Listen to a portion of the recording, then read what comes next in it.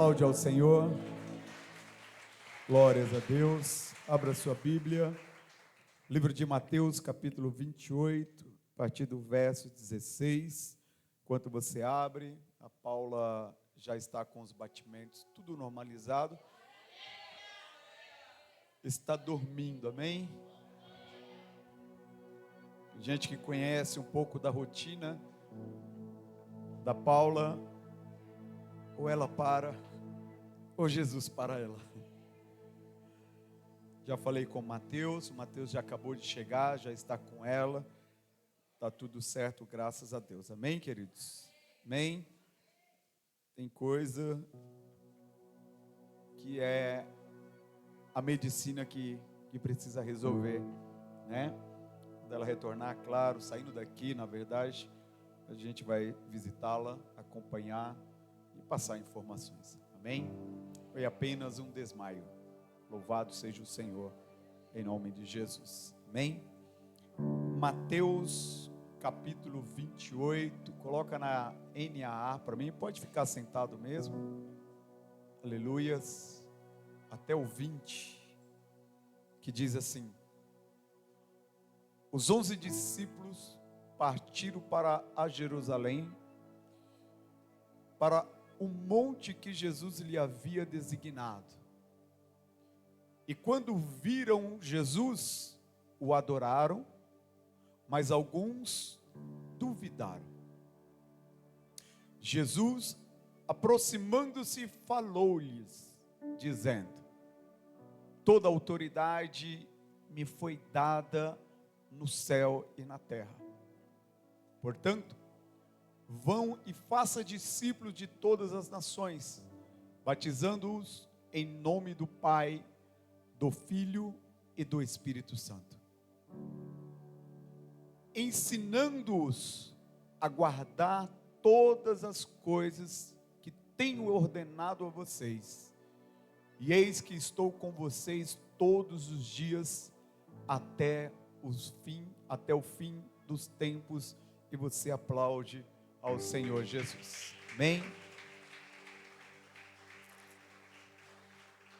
Para a gente entender um pouco dessa palavra, eu quero colocar um vídeo para que vocês entendam o que é o chamado de Deus. Essa palavra, ela é muito conhecida, né?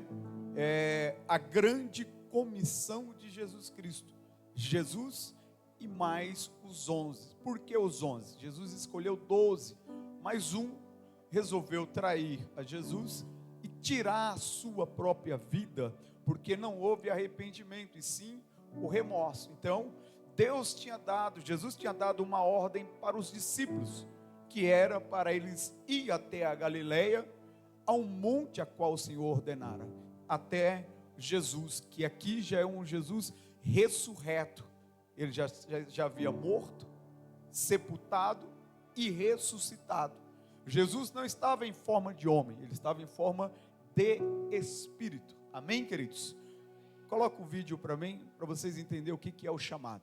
Valdo, Bispo, e todos aí da Ebenezer, aí de Osasco, pastora Carla Leite, estou aqui na África. Eu estava no país mais carente do mundo, olha, estão felizes. A gente acabou de fazer a doação aqui de comida, brinquedos, salgadinhos, refrigerante, doces, e foi pregado o evangelho aqui, graças à oferta de vocês. Muito obrigado, meu bispo, muito obrigado a toda a família Ebenezer por sempre poder contar com vocês. Deus abençoe, obrigado de verdade.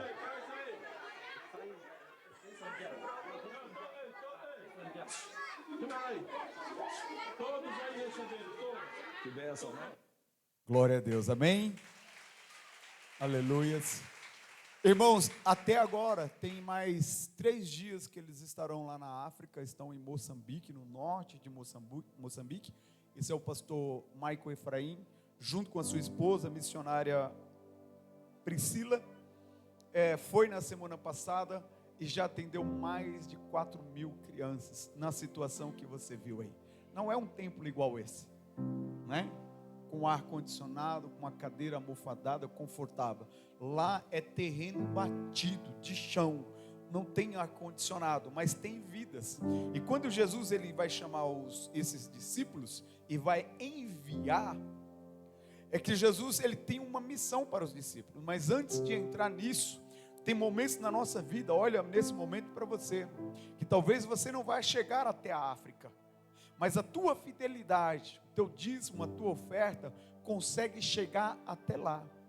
Quando você oferta na casa do Senhor, e a gente envia missionário para fazer a missão para pessoas carentes, você vai junto através da tua fidelidade. Por quê?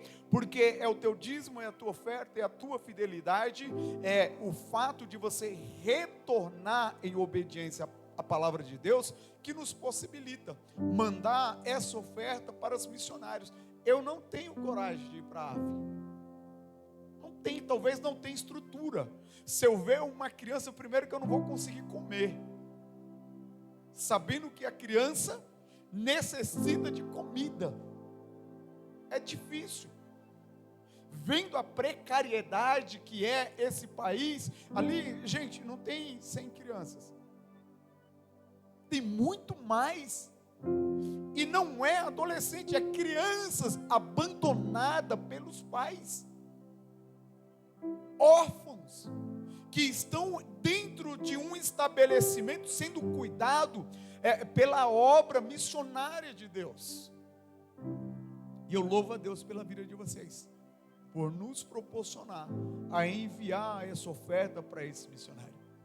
Quantas coroas, quantas pedras no nosso diadema nós recebemos quando ofertamos na obra missionária.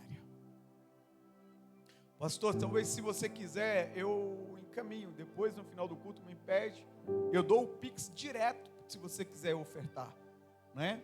A gente mandou a oferta da igreja, mas se Deus tocar no teu coração, você vai mandar o Pix direto para a missionária, como uma semente. Ainda tem 3 dias, sabe o que acontece? Não tem mais recurso, e ainda tem mais 3 dias de obra. E qual é o recurso? Irmãos, a comida deles lá é uma comida que é feita da farinha. E quando não tem a farinha, é de terra. Como que é o nome, filho? Shima. É misturado, não é? O missionário Paulo Josias, ele falou para mim que quando vai para essas missões na África, ele leva mistura. Qual que é a mistura, pastor? A mistura é o feijão. Por quê? Porque quando vai visitar um africano, lá eles vão pôr na mesa o que tem. Então eles já vão preparados para ter uma refeição um pouco melhor. Você já comeu churrasquinho de rato? Eu vi o missionário Paulo Josias comer churrasquinho de rato junto com os irmãos. E por quê? Para não fazer desfeitas. Porque é uma desonra você servir na África com aquilo que ele tem de melhor e você não se alimentar. Já pensou você fazer cara de nojo? É por isso que eu falo, eu não tenho estrutura para ir. É melhor nós enviarmos. A minha estrutura é para fazer outro tipo de trabalho, não é? E um desses tipos de trabalho é dar suporte aos missionários que estão em missão. Talvez se eu for lá, eu vou ficar desnutrido de tanto chorar. Em vez de ajudar, eu vou precisar ser socorrido. Eu só vou atrapalhar e dar trabalho. Então, quando você oferta nessa casa, você nos possibilita a enviar esses missionários para fazer obra para Jesus, para distribuir algo que é diferenciado, a qual essas crianças não têm acesso. O que, pastor, que é diferenciado? Irmão, refrigerante, que você toma e deixa o resto na geladeira, perde o gás. O que você faz? Joga fora. Salgadinho, que a gente abre um cheiro aqui, um cheiro parece um salgadinho, parece que é chulé puro. É um alimento diferenciado. Por quê? Porque eles não estão acostumados a ter esse acesso. Isso é coisa de rico. Um pote de sorvete lá, só consome quem é rico. Você sabe como são as geladeiras? Quem já foi no mercado e viu lá uma parte que é confinado à chave? Bebidas caras, protetores solar, caro. Por que é confinado? Para que não haja roubo. Lá em Moçambique, a geladeira é fechada. Por quê? Porque o sorvete é um produto de desejo.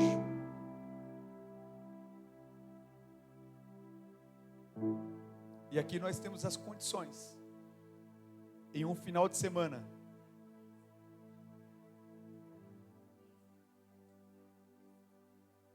isso.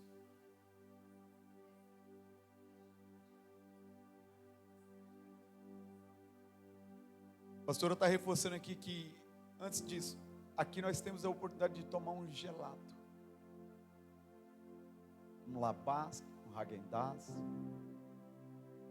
não é? Um judiar, uma judiação. E a comida lá é produto de roubo, de alto risco. A pastora estava falando aqui, lembrando que o arroz e feijão lá, como eu já falei, é mistura. Então é prendido. Quem entendeu, diga amém. Deus abençoe a vida de vocês, pela fidelidade ao Senhor, e nos proporcionar esse momento de alegria, através da vida de missionários, para mais de 4.000 crianças. Ele não está lá somente pela Ebenezer, ele está lá por muitas igrejas que está financiando. E quando você oferta, você é um missionário.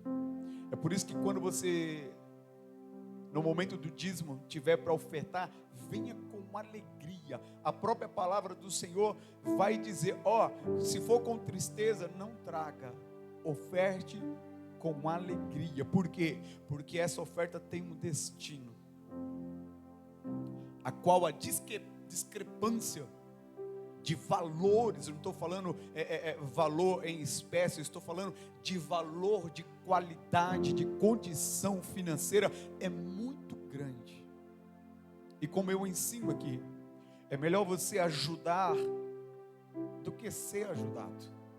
E Deus nos colocou em uma condição para ajudar aqueles que precisam, aqueles que são necessitados. Amém? Aplaude ao Senhor Jesus.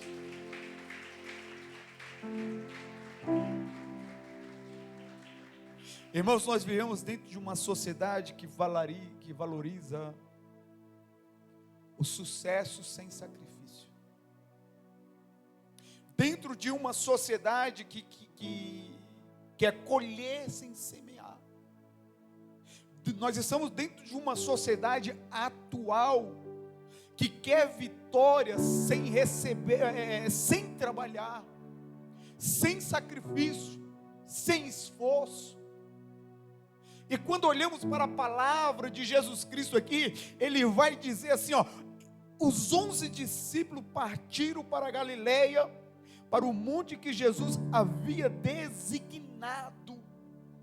Quando os discípulos partem, primeiro que aqui já tem uma qualidade, um adjetivo muito bom na vida desses discípulos. Qual é? Obedecer a palavra, o comando, a ordem de comando de Jesus Cristo é para Galileia.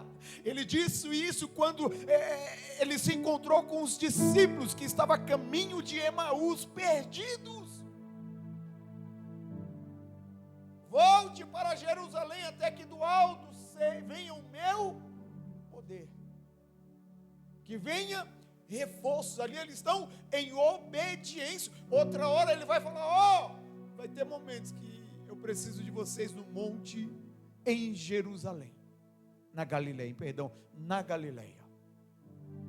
E por quê? Porque esse momento aqui é um momento onde Deus ele vai, depois de 3 anos e meio de treinamento, os discípulos já haviam passado por situações, amados, onde a multiplicação dos pães e de peixe tinha alimentado mais de 5.000 homens.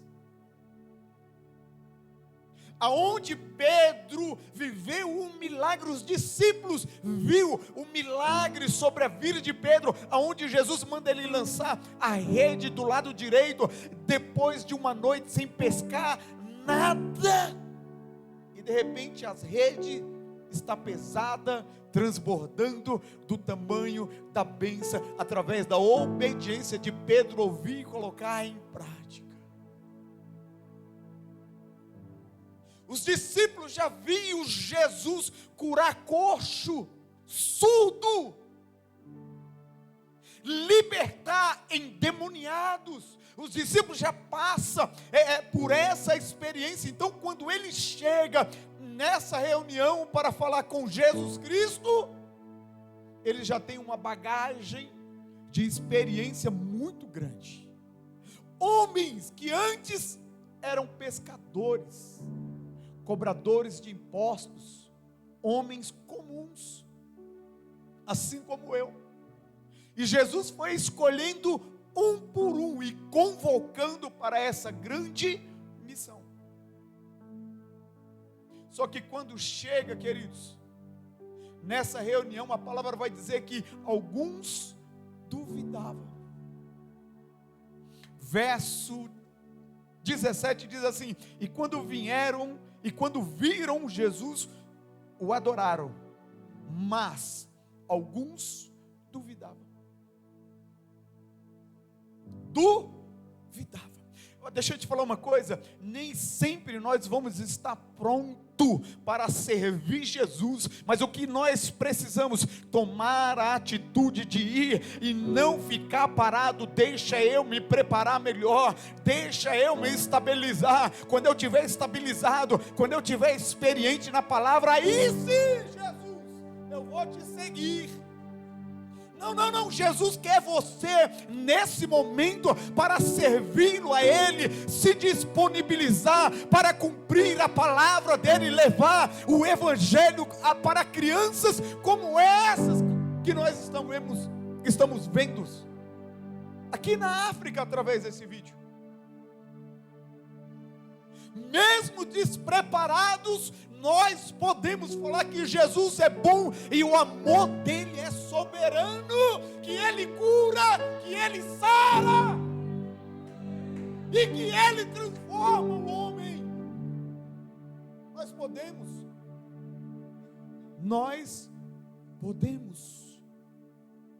Jesus vai chamar um discípulo, e o discípulo fala assim para Jesus: meu Senhor, deixa eu sepultar os meus pais. Quando olhamos para o contexto dessa palavra aqui, a Bíblia vai dizer que, o costume judaico não era igual ao nosso. Aqui morreu, a gente, meu Deus do céu, tem que esperar, tem que velar, passar a noite inteira, porque não enterra logo. Que sofrimento. Esse é o nosso costume. Mas no judaísmo não é assim.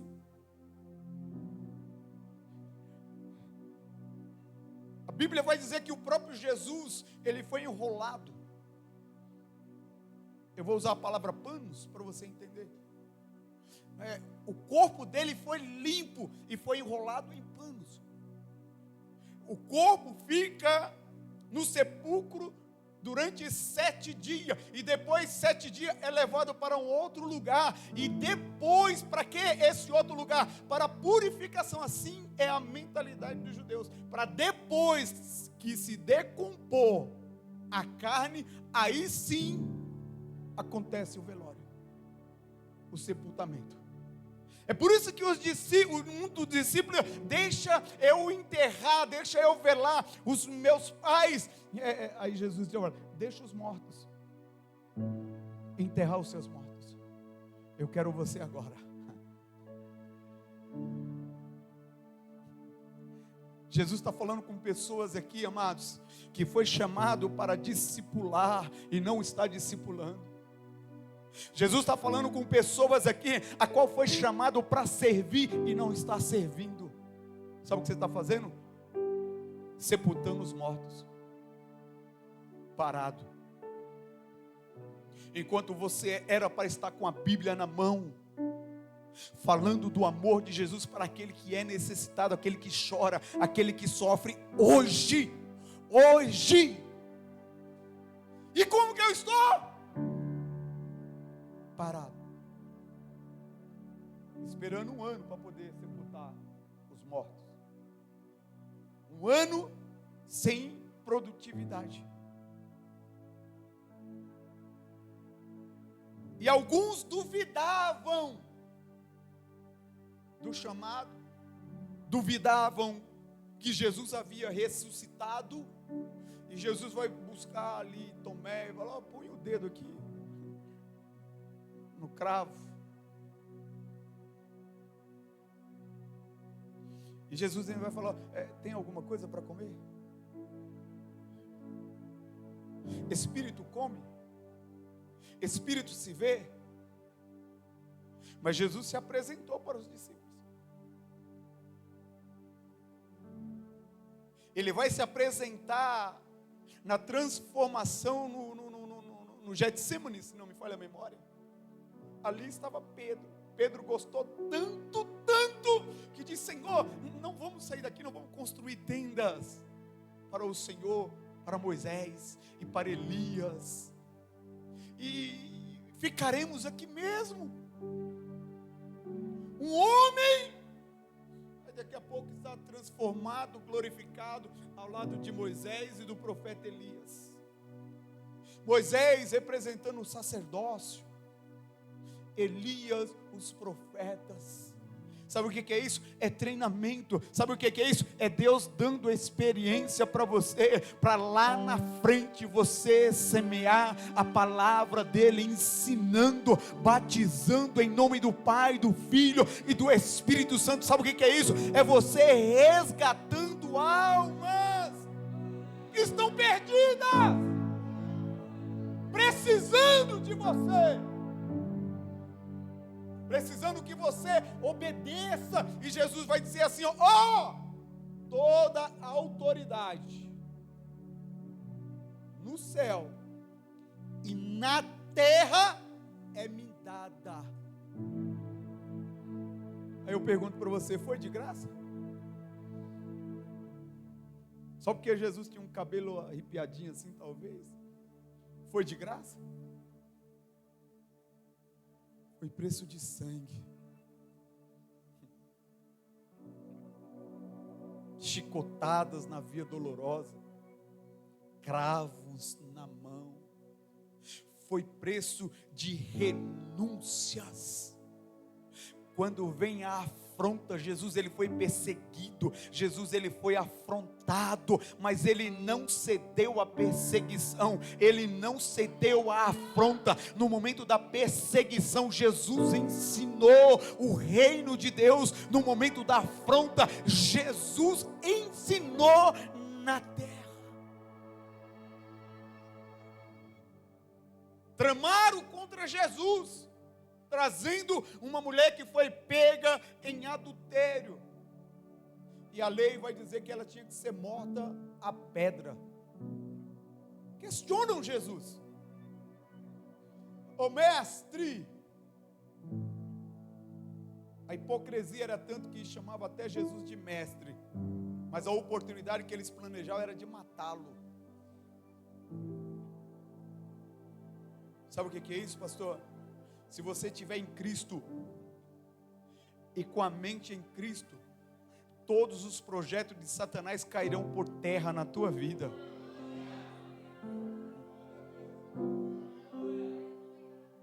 Ô mestre, a lei diz que temos que matar essa mulher a pedra. E tu, o que dizes? Sabe o que eles queriam ouvir? Era algo contrário da lei que Jesus dissesse. Só que no momento da afronta nós temos que ter, diga comigo, sabedoria, temperança, fruto próprio, domínio próprio e fruto do Espírito. Jesus vai escrever no chão assim, aquele que não tiver pecado, atire a primeira pedra. Sabe, quando você recebe a afronta, não condene. Eu aprendi e divido com vocês, quando alguém vem me afrontar, eu entendo, o Espírito Santo me ensinou isso, eu entendo que ela está pedindo socorro e não sabe como. Então eu tenho que prestar atenção e socorrer, eu tenho que ignorar a afronta. O que é isso? Que estrutura é essa? É o fruto do Espírito. Coisa simples. O que é isso, pastor? É quando você está na frente do problema, olhando para o problema, pensando no problema, em vez de pensar na solução dele. Na solução do problema. Eu estou com um problema, o que eu faço? Chuto. Ai, Jesus, tem mais idade. Se a pastora estivesse aqui, ia puxar minha orelha. O que eu faço? Eu chuto. O que? O balde primeiro que tiver na minha frente.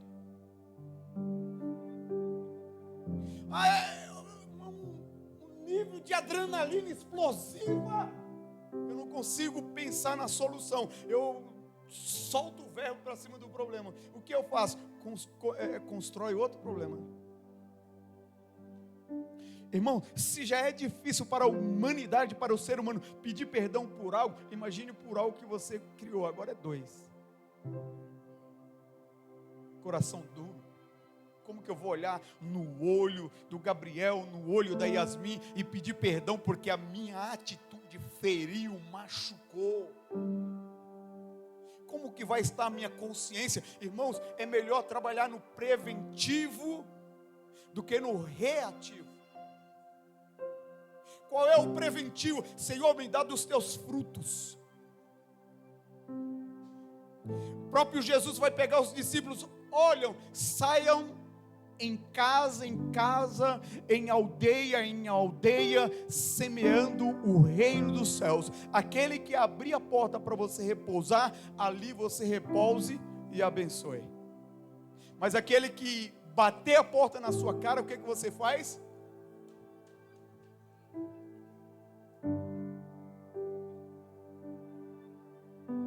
Acabou.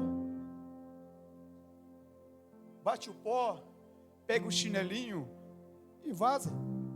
Não adianta discutir.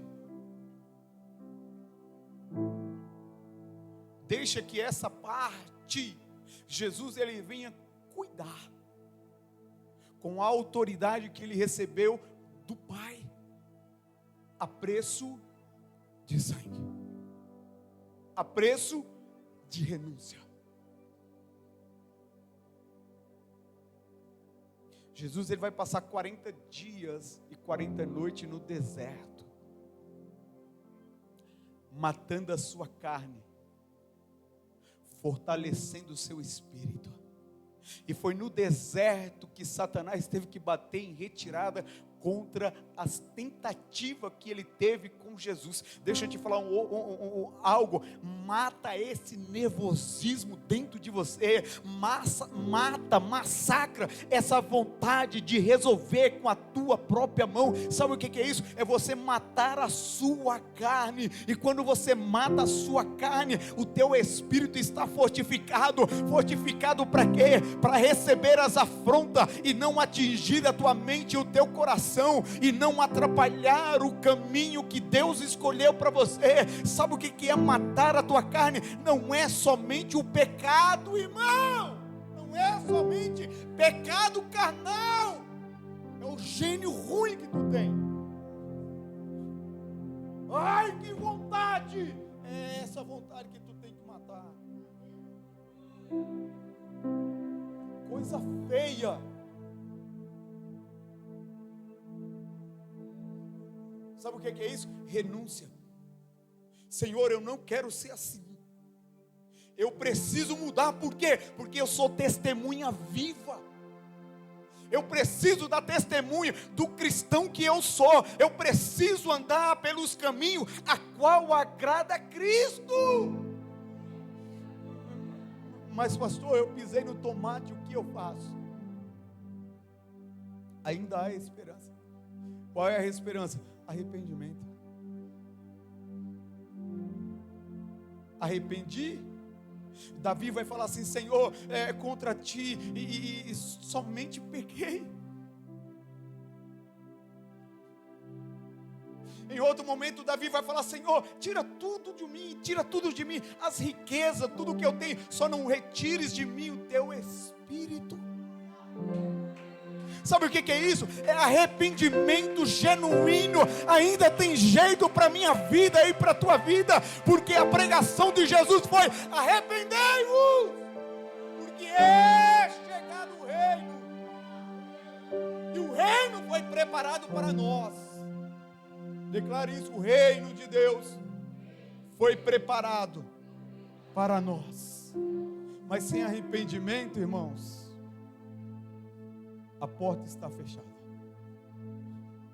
Jesus, ele vai pregar arrependimento. João Batista vai pregar arrependimento. Pedro, na sua primeira, no dia de Pentecostes, ele vai pregar: irmãos, o que faremos? Arrependei-vos. Arrependei-vos de quê? Você tem consciência, eu tenho consciência dos meus pecados. Então o que eu faço? Eu preciso me arrepender, eu preciso ser corajoso. Quem pede arrependimento é só quem tem coragem, irmãos. Perdão, quem pede perdão é só quem tem coragem. Quem produz arrependimento é quem é servo, entendeu o que é servir a Cristo.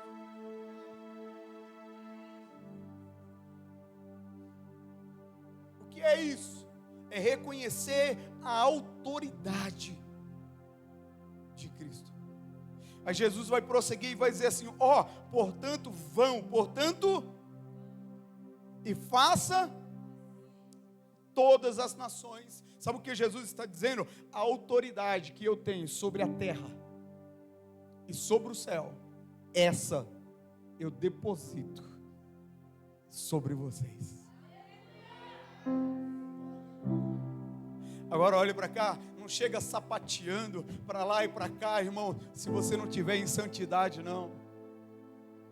E por quê? Porque você vai estar agradando só a Satanás, mentindo para si mesmo.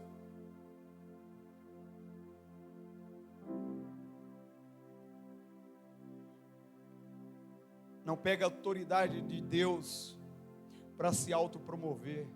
Tem muito, sim ou não? Mas deixa que Jesus julgue, não seja eu, nem seja você.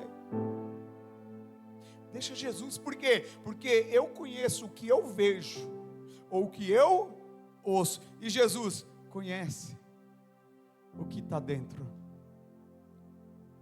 Eu falo para minha esposa, eu falei: filha, alguns problemas, algumas situações aqui com os obreiros, que a gente entende e sente alguma dificuldade e sabe que está fazendo alguma coisa, e eu falo para ela, o que eu não consigo ver é responsabilidade de Jesus, não minha. Por quê? Porque eu não sou onipresente, eu não sou onisciente, eu não sou onipotente. Eu tenho que trabalhar aquilo que eu vejo. Eu tenho que disciplinar aquilo que chega a minha pessoa, e principalmente quando há uma relação de verdade.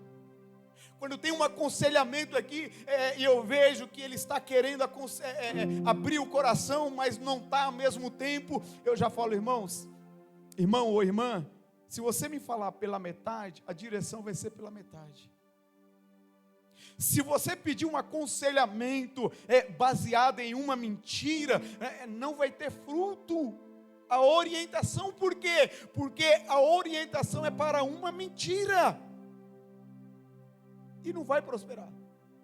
Mas Deus não revela para você. Deus revela sim, meu querido, mas Deus quer te levantar para você produzir o verdadeiro arrependimento, e mostrar para Ele a adoração através de uma posição. Sabe qual é o nosso papel? É que quando erramos, a gente deveria falar: Senhor, já vem com a tua justiça, já me dá a tua sentença, porque eu estou arrependido, mas eu não quero demorar tanto tempo, já me julga logo. Me dá a minha sentença, porque eu preciso trabalhar, eu preciso produzir arrependimento, eu preciso rever a minha rota. Sabe o que Jacó falou para José? José, vai até, esqueci a cidade, vai até Siquém e traz para mim notícia dos meus. Aonde José foi? Foi até Siquém. Quando chegou lá, os irmãos não estavam lá. E a Bíblia vai dizer que ele estava rodando erroneamente. Aí encontra o homem. O homem pergunta para ele: a quem tu procuras? Eu procuro os meus irmãos. Os teus irmãos desceram para Dotã. Mas qual foi a ordem de Jacó para José? Vai até Siquém e me traz notícia dos teus. Não era para José descer para Dotã. Escuta uma coisa, tem direção de homens, queridos, que vai te levar para um mau caminho.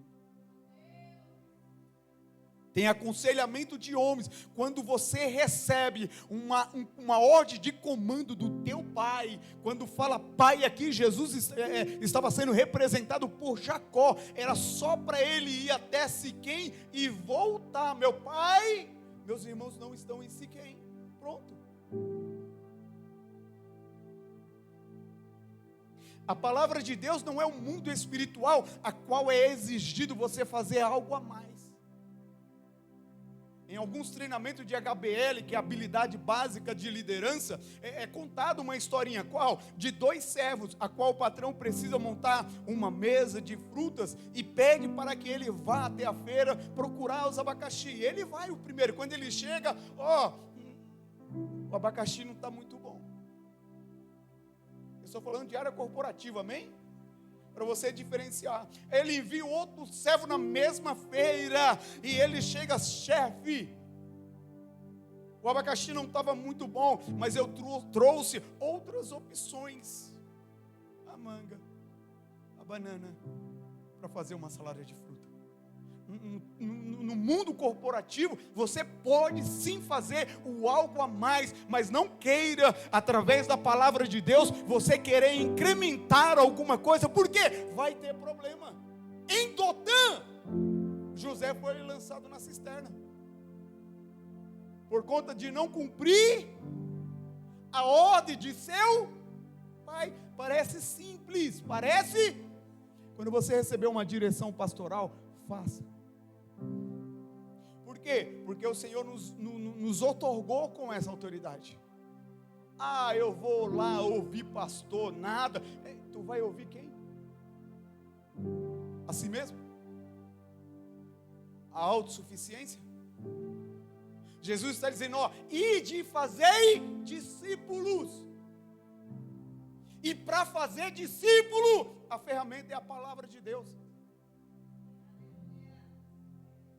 Irmãos, quando a gente tem um problema grave para resolver, enquanto a gente está ouvindo o problema, o Espírito já está aqui, fala: Senhor, me dá a direção. Me dá a direção. Eu coloquei a mão na cabeça da Paula aqui, repreendi o espírito da morte, não houve movimento algum, seu pulso estava fraco. O que é isso? Médico.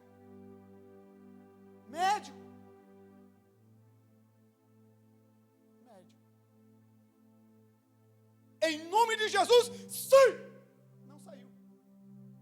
A autoridade maior vem dele. E o que precisa? Médico. Por quê? Talvez seja a circunstância que causou uma fragilidade na sua saúde. Quer prova disso? Fica 24 horas sem sem comer e avalie o seu sorriso. Ou melhor, fica 24 horas sem comer e posta sua foto lá no teu Instagram. Tu tem coragem? Não, por quê? Porque a tua vida não é o que representa lá. É por isso que você não tem coragem de matar ali a tua carne, ficar descabelado, fragilizado e mostrar quem verdadeiramente você é para Jesus Cristo. Você tem vergonha dos homens, mas não tem vergonha de Jesus.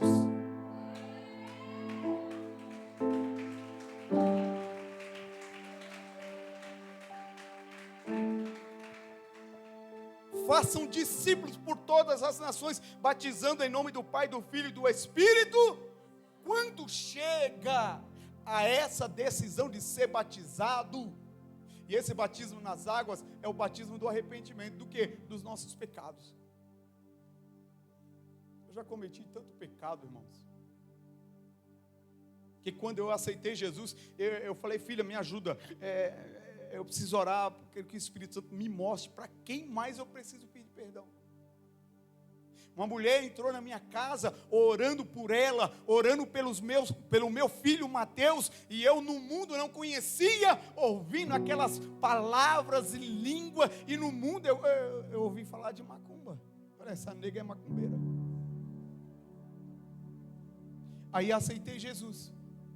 Quando eu aceitei Jesus, o que eu fiz? Eu falei: vamos visitar a irmã Rose. A irmã? Olha a transformação. Eu preciso pedir perdão para a irmã? Só que antes era o quê? Está vendo como Jesus transforma os conceitos? Ele coloca em nós princípios valorosos. Agora, você sabe qual é o benefício? É que Jesus me deu a oportunidade de entrar na casa dela, pedir perdão, e quando a gente estava gritando o nome dela lá, quando nós encontramos, ela falou para minha esposa: Deus falou que você viria aqui. Sabe por quê? Porque era uma mulher de oração. O pedir perdão não era benefício para ela, era benefício para mim.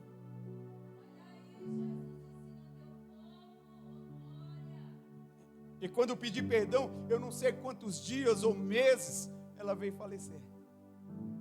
Mas eu tive a minha oportunidade. Por quê? Porque eu estava produzindo arrependimento dos meus pecados, das minhas atitudes. Você sabia que algum momento até calado você fere? Fere. Tem momentos que a gente precisa falar. Tem momentos, amados, que não dá para fugir da nossa responsabilidade.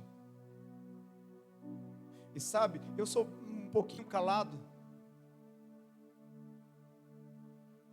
E algumas reações do meu corpo, ela começa a alterar aqui. Porque sou um pouquinho calado. Porque tem uma outra forma de administrar problema. A minha esposa não, já senta aqui. Eu dou um tempo. Agora, já pensou se eu fosse da mesma forma? Então, saiba como Jesus trabalha. Eu dou um tempo, mas depois daquele tempo, volta lá e conversa. Não seja amigo de um gastrite, de uma úlcera. Eu estou aprendendo na carne. Tomando 3 antibióticos de manhã e 3 à noite.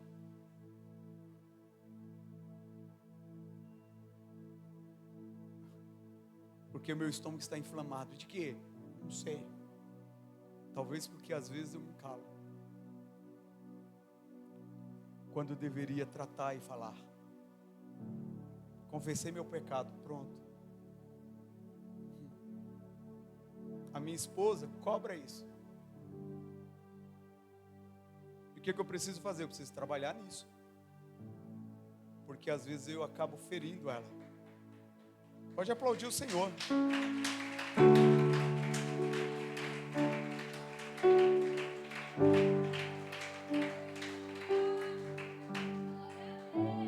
Você percebe que o ensinamento aqui, ele é contínuo. É todos os dias, amado. Todo dia que você parar para ler essa palavra, você vai entender. E principalmente a palavra do Senhor. Coloca o verso 20 para mim. Ensinando a guardar. Ensinando a guardar o quê? Que Jesus estava dizendo para os discípulos aqui. Primeiro que Jesus treinou eles 3 anos e meio aproximadamente. Ensinou. Eles tinham experiências.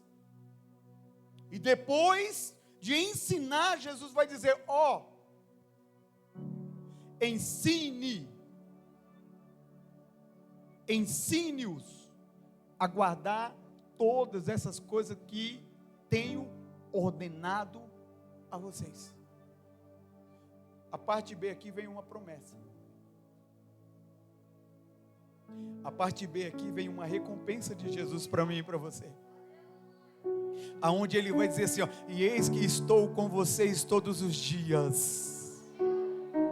Sabe o que é isso? É no momento do sofrimento, Jesus está lá. É no momento da bonança, Jesus está lá. É no momento da tristeza mais profunda, Jesus está lá. É no momento que você resolve ficar calado, se soca em um quarto escuro, Jesus está dizendo, eu estarei contigo lá.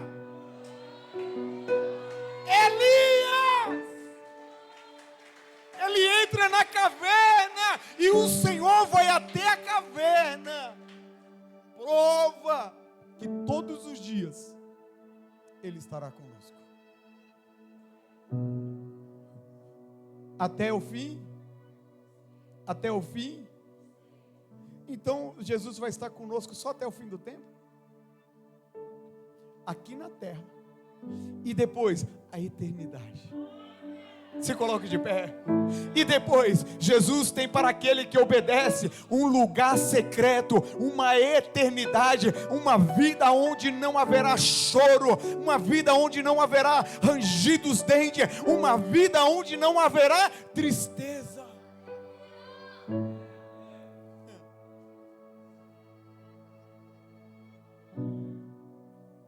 Uma vida onde não haverá tristeza. Nós estamos diante da mesa do Senhor, aonde o pão, queridos, ele representa o corpo de Cristo, aonde o suco de uva vai representar o seu sangue, os pães asmos, em 1 Coríntios 5, se não me falha a memória, vai dizer que na produção dele tem que tirar todo o fermento de casa, todo. E para quê? Para que não haja risco de levedar a massa, que não haja risco de estragar a massa. E quando olhamos espiritualmente, é um período de purificação. É um período onde eu não posso ter misturas. E é num momento como esse que Jesus quer te encontrar, aonde a tua arrogância é deixada do lado de fora, aonde as tuas coisinhas não pode ter a comunhão com Ele. É por isso que todo mês nós temos ceia do Senhor. E para quê? Para nos dar a oportunidade de nos arrepender dos nossos maus caminhos, das nossas más atitudes. Todos os meses Jesus vai dizer assim, ó,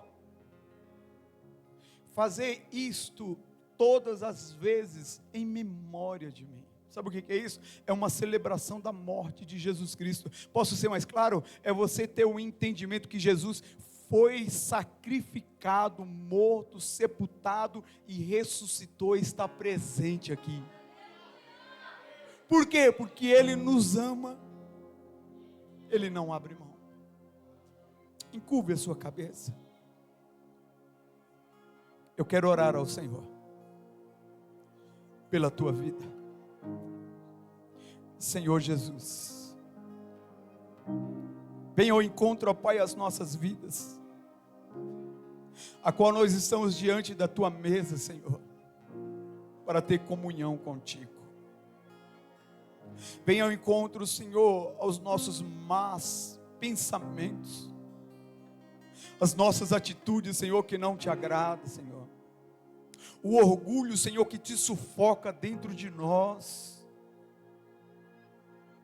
vem com a tua bondade, vem nos perdoar, Senhor, das nossas fraquezas, Senhor. Oh Deus, é noite de arrependimento, Senhor, e desce nessa casa, recebe, visita, sonda o coração de cada um dos seus filhos, ó Pai, e aqueles que têm um coração aquebrantado, contrito, arrependido, Senhor, vem com a tua honra, meu Pai, vem com resposta de oração como sinal do teu amor por nós.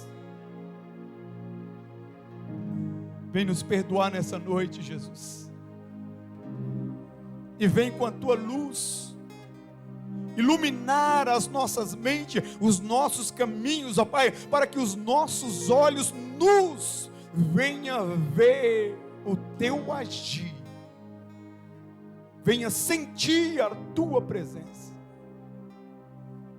Ah, Espírito Santo, abençoa o teu povo que aqui está, aqueles que participarão da ceia contigo, aqueles que estarão em comunhão contigo.